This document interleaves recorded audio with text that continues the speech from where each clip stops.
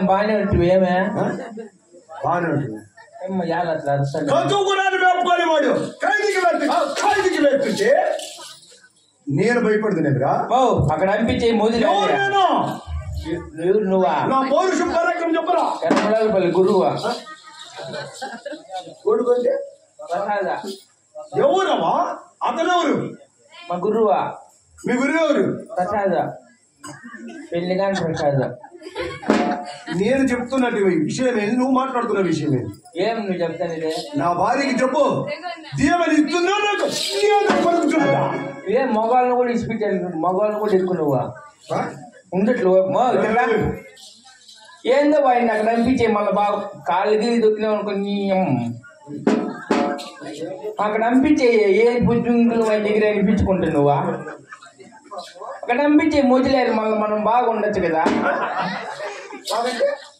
మళ్ళీ అమ్మకి సేవలు చేసి నేను వెళ్ళిపోయినంత వరకు మీరు బాగుంటారా తెల్లవారిందే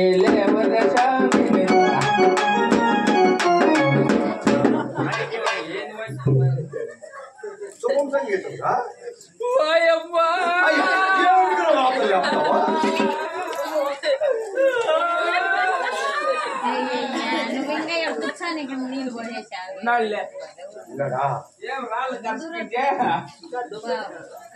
ఇప్పటికైనా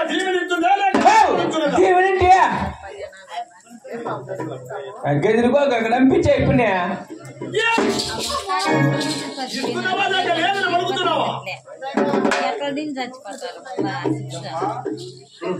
వాళ్ళకి ఏముందా చెప్పాడు ఏం లేదు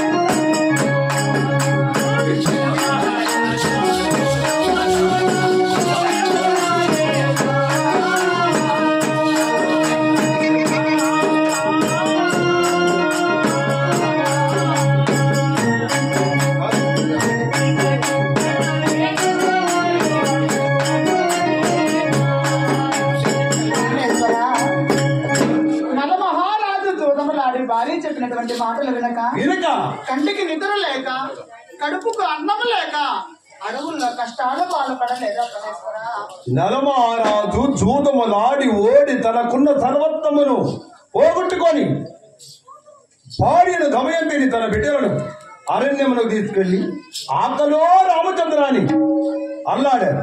నేను మాట్లాడేది అట్లా పొరపాటు చేయడం మంచి కాదు.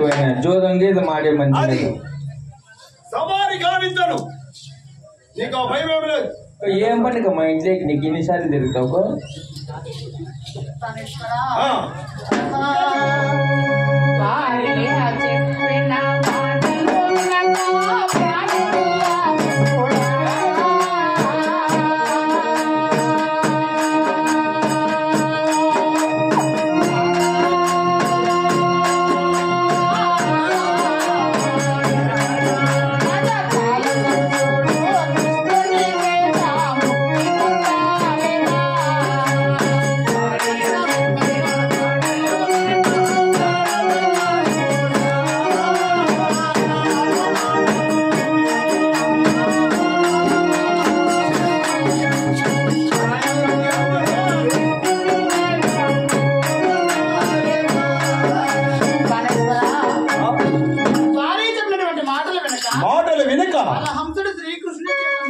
పొందలేదా ఆహా.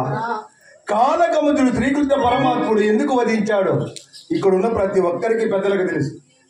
దేవకి దేవి గర్భములో జన్మించిన ప్రతి శిశువును తన ఖడ్గమును కల్పించాడు దుర్మార్గుడైన కాలకముతుడు. అటువంటి శ్రీకృష్ణ పరమాత్ముడు ఈమెన జన్మించి రేపల్లె వాడన పెరిగి అటువంటి దుర్మార్గుడైన మేనమామైన కాలకముతుడు ఏమి నేరము ఏమి నేరము?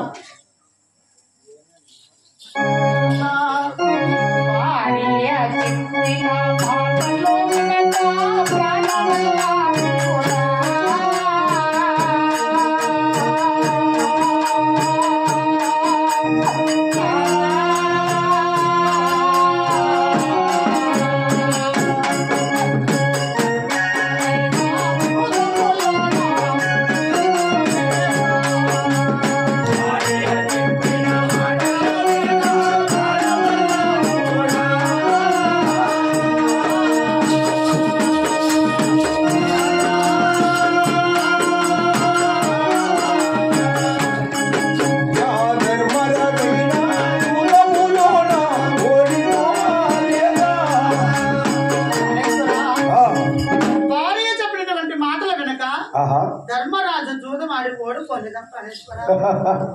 ధర్మరాజు జూదములోడు మాయా చక్రుడు మాయ పాచిక లేచి అటువంటి కురు సైన్యమైనటువంటి వారికి సపోర్ట్ వచ్చి వారి చేత మాయా పాచికలతో ధర్మరాజు జూదములోడి తన సర్వత్వము నోడి తన భార్య నోడి 12 సంవత్సరముల అరణ్యవాసం 1 సంవత్సరం అజ్ఞాతవాసము గావించి అడ్డు పిమ్మట ఈ కౌరవ సైన్యమును క్రూరులుగా